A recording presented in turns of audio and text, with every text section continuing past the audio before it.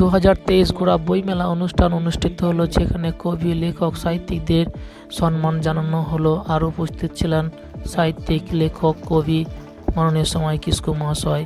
আর সময় কিস্কু মহাশয়, যিনি সাঁওতাল আদিবাসীদের একটি নির্দিষ্ট পথে, নির্দিষ্ট আলোয় আলোকিত করার কাজ করে চলেছেন, এবং তাকে ওইখানে সম্মান জানানো হলো। যার সম্পর্কে যতটা কম বলা হয়, যতটা বলা হয় ততটাই বোধহয় কম পড়বে। তিনি হলেন শ্রীযুক্ত সময় কিস্কু। তিনি আদিবাসী সমাজের নতুন করে জেগে ওঠার রাস্তা দেখাচ্ছেন তার লেখা, বইপত্র এবং তার সামাজিক কাজকর্মের মধ্যে দিয়ে। আমরা তার হাতে সম্মান তুলে দিতে চাই গুড়াব বইমেলার পক্ষ থেকে। মাননীয় সম্পাদক মহাশয় তাকে সম্মানিত করছেন। তাকে ইতিমধ্যে সাহিত্য একাডেমি সম্মানিত করেছে। অতএব এক্ষেত্রেও একই কথার পুনরাবৃত্তি করলে অত্যুক্তি হবে না যে মাননীয় সময় কিস্কুর হাতে সম্মান তুলে দিয়ে গুড়াব বইমেলাই সম্মানিত হলো। অজস্র ধন্যবাদ আপনাকে। সকলকে আমার আন্তরিক এই কবি সম্মেলনে উপস্থিত হয়ে আমার অন্তরতম সাহিত্যিক প্রণাম। আমি এমন একটা সাহিত্য থেকে এসেছি, একটা সমাজ থেকে এসেছি। সে সমাজটার নাম হলো সাঁওতালি সমাজ। সেই সাঁওতালি সমাজের সাহিত্য সাঁওতালি সাহিত্য। এখন এটা ভারত সংবিধানভুক্ত অষ্টম তফসিলের একটা ভাষা। এর সাহিত্য আছে, এর লেখনী আছে। আমি একজন সামান্যতম সৈনিক হিসেবে এই সাহিত্যর কর্মে ব্রতী হয়েছি। আমি মূলত উপন্যাসই বেশি লিখেছি, কবিতা লিখেছি, ছড়া লিখেছি। এ পর্যন্ত আমার রচনা সমগ্র হলো বই, বড় বই আকারে 16টা। আমি সাঁওতাল জাতির নিজস্ব কৃষ্টি, কালচার, ধর্মকে গবেষণার পর্যায়ে নিয়ে গিয়ে সাঁওতাল জাতির ধর্মগ্রন্থ লিখেছি। সাঁওতাল জাতির ধর্মগ্রন্থের নাম হলো জমসিম বিনতি। আমরা যে প্রকৃতির পূজারী, গাছ হচ্ছে দেবতা, গাছকে সেবা করি। শাল গাছ হলো আমাদের পবিত্রতম বোধিবৃক্ষ। সেই শাল গাছের ধুনো, আঠা হলো আমাদের পবিত্র ধুনো। শুধু সাঁওতাল জাতি কেন, পৃথিবীর যত ধর্মাচারী মানুষ তার পবিত্রতম ধর্মীয় উপাচার হিসেবে ধুনাকে ব্যবহার করেন। আমরা সাঁওতাল জনগণ, আমাদের ধর্মের নাম হলো সারি ধর্ম। এই সারি ধর্মের যে মূল থান, পূজার আচারের যে মানুষ নিজেকে নিবেদন করার স্থান, নাম হলো জাহের থান। সেই জাহের থানে শাল গাছকে আমরা পরিক্রমা করি।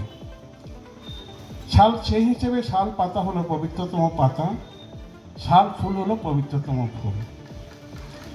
একটি গাছ একটি প্রাণ, গাছ লাগান প্রাণ বাঁচান। বিশ্ব দরবারে যখন প্রকৃতি বিশারদগণ, পরিবেশবিদগণ হাহাকার করছেন, তখন এই জাতির ধর্মীয় আচারে গাছকে বাঁচিয়ে রাখার আরাধনার এরা ব্রতী। এই জন্য এদের প্রাকৃতিক পূজারী বলা হয়। সেই আঙ্গিকে আমার লেখা আছে, সাঁওতালি ভাষায় বই আছে। এই ধর্মগ্রন্থটাকে বাংলা ভাষায় আমি রূপান্তর করার চেষ্টা করেছি। সাঁওতাল জাতির সারি ধর্মগ্রন্থ জমসিম বিনতি ইতি কথা, এই নামে 190 পেজের বই। বাংলা ভাষাভাষী পণ্ডিত যারা রয়েছেন আমরা শেয়ার করে যেতাম এর সঙ্গে। আমার একটা কবিতার বই আছে, এই বইটার নাম হলো মুরুট বাহা কাপি। মুরুট বাহা হচ্ছে পলাশ ফুল, যার মানে হচ্ছে পলাশ ফুলের কার্তান। তো সেই থেকে আমি একটা সাঁওতালি ভাষায় বলছি, মূল কবিতা পাঠ করে বাংলা ভাষা তর্জমা করে বলার চেষ্টা করব। আমাঙ্গে সং জীবিয়াতে দাঁড়ের এর আফর কাতে আর্যাও কি দিন জেনে গোতে অকিল জ্ঞান ডেলি আম ঠাউরি দড়ম কিদা জীবন সাগুন ঠিলি মায়াম কুন্ডিং ঠিলি আকার দুলের তিন দুল পেরি আকার আমার তিরিং সফরত আকার ইঞ্জার জীবন আরি চেলি আম ঠাউরি দড়ম কিদা জীবন সাগুন ঠিলি আমাঙ্গে সং নোয়া হাতাং বাংদো লাসের বাংদো ইতাং মারাং গিতিং রেঙ্গেক তিতাং মানমি জীবন দুখেলি আম ঠাউরি দড়ম কিদা জীবন সাগুন ঠিলি ইংরে ঝাম সং লিদা সাগুন ঠিলি রিং রোল কেদা আতাং মেহ সান্দেশ ভেদা ইংরে জীবী জোতালি আম ঠাউরি দড়ম কিদা জীবন সাগুন ঠিলি, যার মানে হচ্ছে মঙ্গল ঘট। মানুষের কর্মই মঙ্গল ঘট আকারে একজন সৃষ্টিকর্তার কাছে নিবেদিত মানুষ নিবেদন করে। তার বাংলার তর্জমা এইরূপ একটু শ্রবণ করুন।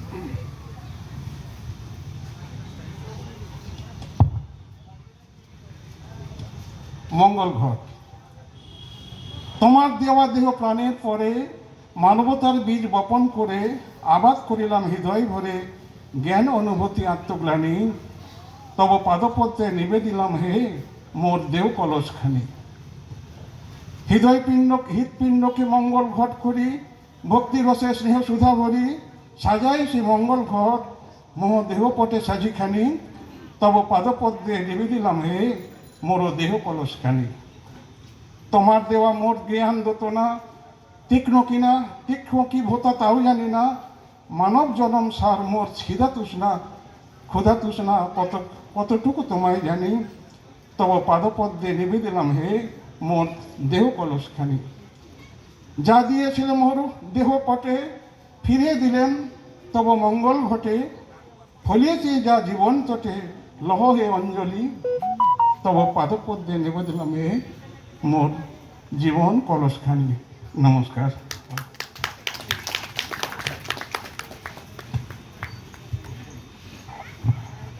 ধন্যবাদ আপনাকে অনেক।